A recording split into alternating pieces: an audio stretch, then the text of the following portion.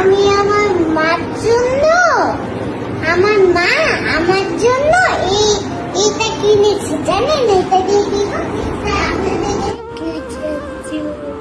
এবার কাটো। Happy birthday, happy রিজিক ডে টু ইউ।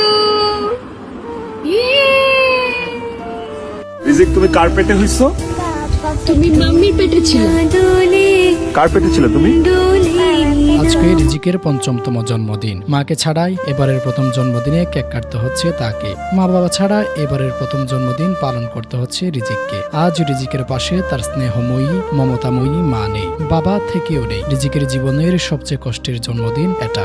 এবারের জন্মদিন নিয়ে ইকরা অনেক কিছু পরিকল্পনা করেছিলেন। চেয়েছিলেন নেপালে গিয়ে ছেলের জন্মদিন পালন করবেন, ছেলেকে সারপ্রাইজ দেবেন নেপালের সবচেয়ে পছন্দের জায়গায়। তাই জন্মদিনে নেপালের দিকে নিতে চেয়েছিলেন ইকরা। তবে আলফি চেয়েছিলেন পরিবারের সবাইকে নিয়ে কক্সবাজার রিজিকের জন্মদিন পালন করতে। আফসোস, রিজিকের এবারের জন্মদিনে বিষাদের এক করুণ গল্প লেখা হয়েছে। এই পৃথিবীতে যার মা নেই তার কেউ নেই। রিজিক এই বাস্তবতার মুখোমুখি। রাত 12টায় রিজিকের জন্মদিনের শুভেচ্ছা জানিয়ে বেশ কিছু পোস্ট করেছেন তার বাবা আলবি, যেখানে তিনি বলেন রিজিকের জন্য আমার বেঁচে থাকা। তবে আজ সেই পোস্টে নেতিবাচক মন্তব্য করেছেন নেটিজেনরা। তাদের মন্তব্য অনুযায়ী ছেলেকে নিয়ে সিম্পিতি পাওয়ার চেষ্টা করছেন আলফি। মাকে হারানো শিশুর কষ্ট ব্যবহার করে নাটক করছেন। ছেলের ভালো চাইলে বছরের পর বছর পরকীয়ায় জড়াতে পারতেন না তিনি। অন্তত ছেলে হওয়ার পর ভালো হয়ে যেতে পারতেন, ছেলের জীবনও নষ্ট হতো না। ছেলের জীবন নষ্ট করে এমন নাটক করছেন আলফি। তবে আলফি জানিয়েছেন আইনে তার যা শাস্তি হবে সে তা মাথা পেতে নেবেন। তাহলে এখনো কেন গা ঢাকা দিয়েছেন? আজও কেন